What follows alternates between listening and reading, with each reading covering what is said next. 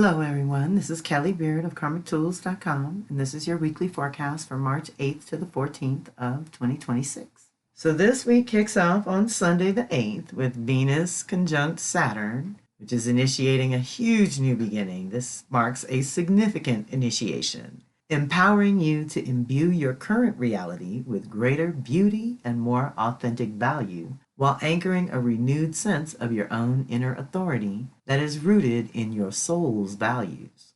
It is time to craft a life that resonates with your deepest desires and nourishes your soul in the present moment. Embrace the realization that this is your journey, and it is too precious to live by someone else's rules, ideas of beauty, or standards of living. Supported by this energy, reaffirm your commitment to what truly matters to your heart and soul.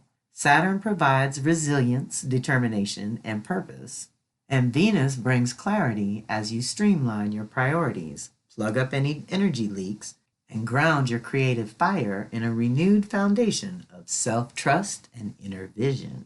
By defining and honoring your true self and channeling this potent energy, you will discover that all you seek can effortlessly manifest, take root, and flourish with ease, grace, and beauty if you trust your intuition and take the practical steps.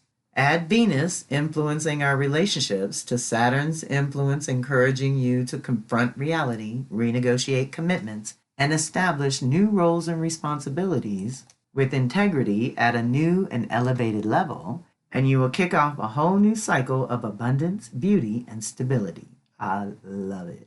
Just for you in Aries, all about you. So this is a juicy one on the heels of last week's Neptune. So that's what I said last week. We dreamed the new dream. Here we come to initiate the new structure or foundation that's going to hold that dream. You know, give the flow a structure, give it a container. That's what Saturn can help us with, and to define our roles and responsibilities and what we're really going to devote our time, energy, and resources to. This is huge, and it won't happen again for about a year. We might get 2 or 3 shots while Saturn's in Aries for Venus to really do something big. So let's take advantage of this very potent and rare time. Now, Monday the 9th, Mercury retrograde trines Jupiter for the second of 3 hits. The first one was February 16th. Second one is this week, March 9th, and the final hit will be April 3rd. So this is not a one and done. This is a process that we are still very much in. During March, Mercury's mostly retrograde, so we're doing all these backstage hits. Then April, as things start to go forward, we'll be able to get our momentum back. This energetic phase offers a splendid opportunity to broaden your horizons, delve into new learning endeavors, or enroll in a class or workshop. It is a moment to lay the groundwork for future plans and begin organizing your aspirations.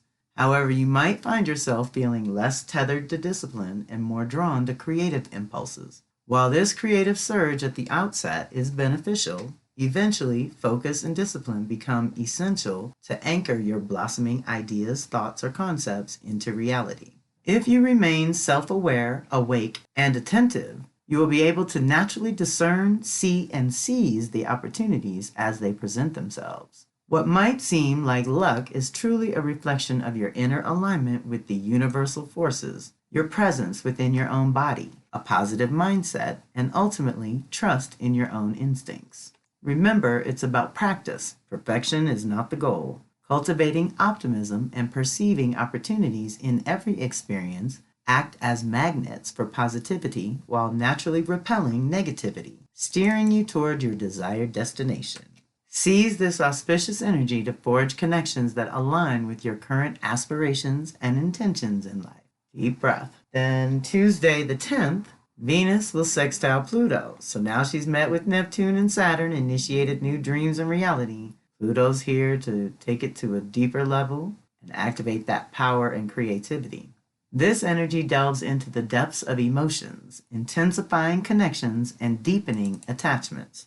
Relationships, be they friendships or romantic bonds, become much deeper, sometimes even more passionate, including any physical or intimate encounters. When Pluto is in the mix, there's no room for pretense or superficiality. With Venus involved, the focus is on relationships or how you engage with others. If you are seeking to forge deeper connections, now is the time, and the energy supports this pursuit. This energy serves as a catalyst for positive transformation within your relationships, partnerships, and collaborations. It provides added strength to address what requires change or bring forth topics that need deeper exploration or open conversations. Your emotional sensitivity might increase significantly, so it is critical to surround yourself with those who unconditionally love and support you.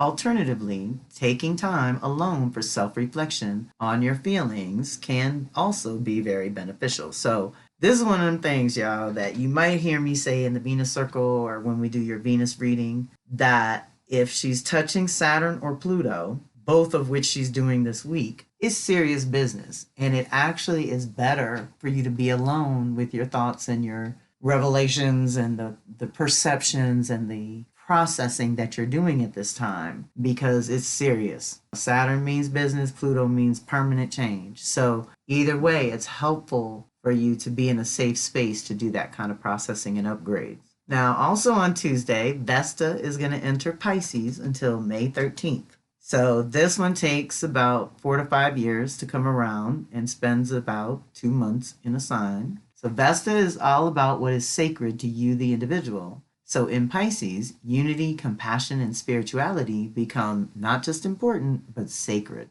It is where we focus to the exclusion of other things. So in Pisces, we may get too carried away with dreams and schemes, deluded by what we wish or hope would happen, or drowning in victim consciousness. Okay, the shadow could be that. Let's not do it that way. Let's tap into the healing capacity of Pisces that helps us integrate more wholeness. It helps us make the deeper connections, and it helps us develop self-trust so that we can follow our intuition confidently. This opportunity only comes around, like I said, every 4 to 5 years, and now she's made it through the whole zodiac to the culmination in Pisces. What have you been focused on the most over the last 4 to 5 years? What have you neglected within or around you? Where have you felt scattered or fragmented? This is the time when you can use the energies to integrate your own next level in a powerful way. Pisces is always where we process on an emotional level. So again, something has run its course in the last 4 to 5 years that you may finally be ready to surrender and let go. Either way, this energy is great for taking some intentional solitude in nature to downregulate your nervous system and reconnect you with your own true nature so that you remember what an intricate part of actual nature that you are. Ashe, deep breath. All these things moving through Pisces are going to hit Aries. They're all back to back. This is really interesting and rare. That means micro to macro, 1 year cycles, 5 year cycles, 10, 20, 30, 50, 165. I mean, oh my God, it's crazy. And to have them all there around the same time is very powerful. And apparently so is March 10th this year. Because here we are on the same day, Jupiter goes direct in Cancer. And we say until June 30th because that's when it moves into Leo for the first time in 12 years. So we're wrapping up in Cancer for the next few months. So we want to look at during the full year that Jupiter spends in Cancer, you get to activate a new cycle of nurturing your beliefs and feeding your consciousness, dedicating more energy to your ancestor work, and understanding the deeper meaning of your own lineage and true purpose this lifetime. It is offering energy to heal old wounds and tell a new story, and it will support your emotional well-being as you graduate to a new level of emotional maturity. During the course of the year it spends in Cancer, basically June of 2025 to June of 2026, it will bring blessings and expansion to your Cancer house, and it will activate new potentials in that area of life. In order to accommodate this new level of consciousness and renewed connection to the ancestors, you are also supported to upgrade your sacred space and spiritual practices accordingly. This is an opportunity to improve, expand, and build upon the story you are telling regarding your family conditioning and personal history. Now that it has moved through its annual retrograde, we have been able to edit the story and review what has already expanded and prepare for more by the end of this process. It is time to activate a new truth and story in the Cancer department of your life. This energy asks you to dream and expand the vision for your future, not from the mind, but from the gut, the heart, and the soul. You are encouraged to take emotional risks that build your character. Reclaim your inner sanctuary and make future plans rooted in a story that honors your true nature. You are supported to go deeper into your own lineage and ancestral story, not for nostalgia, but for clarity, healing, and direction. Deep breath. This is a time to apply all that you've learned over the last 3, 6, 9, and 12 years. Some of you may have heard me say that working with Jupiter helps you to get your PhD in you because it reveals your consciousness and what you believe to be true or possible. Jupiter in Cancer asks you to feel into what is true for you so that you can activate your own deepest faith and inner knowing, not through external systems, but through the ancient wisdom encoded in your blood, bones, and breath. Jupiter here awakens a hunger for understanding, stronger connection, and deeper meaning, especially through your chosen family, cultural heritage, and sense of belonging.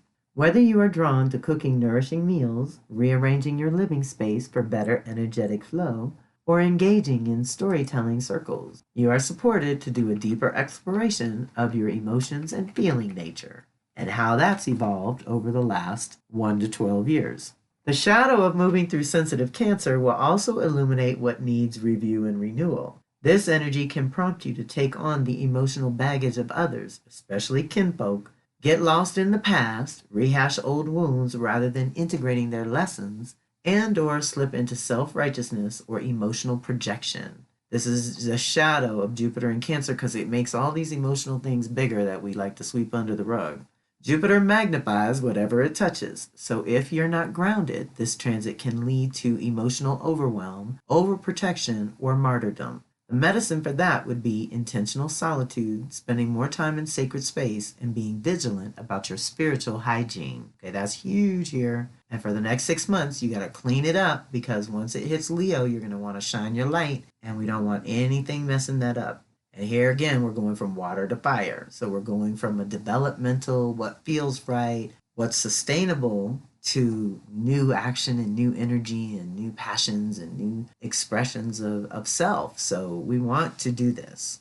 Unlike other signs, Jupiter in Cancer does not expand outward. It expands inward. This is the growth that happens in the womb, the kind that you can't always see until the moment of birth. So the retrograde really slowed things down so you could make improvements to your home sanctuary and sacred space, while engaging emotional self-care as a spiritual discipline and leaning on your spirit team and ancestors for guidance and support. We've basically rejuvenated our connection to our ancestors and spirit team. It is time to honor your gut wisdom, that intuitive intelligence within you that acts as your own inner compass. As Jupiter reveals things about your own beliefs and consciousness, making time for reflection, journaling, meditation, and stillness will be helpful, especially when processing deep emotions and feelings that can feel overwhelming due to Jupiter's expansive nature.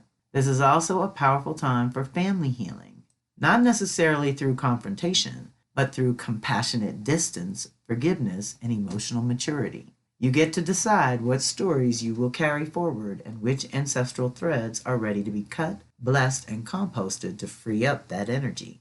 Jupiter in Cancer is especially transformative for anyone with planets in Cancer, Capricorn, or Aries, Libra. Otherwise, it is time to facilitate some kind of expansion in your Cancer house, which will require integration in your Capricorn house as it unfolds. This will also require your Aries Libra houses to grow and change to accommodate this new beginning.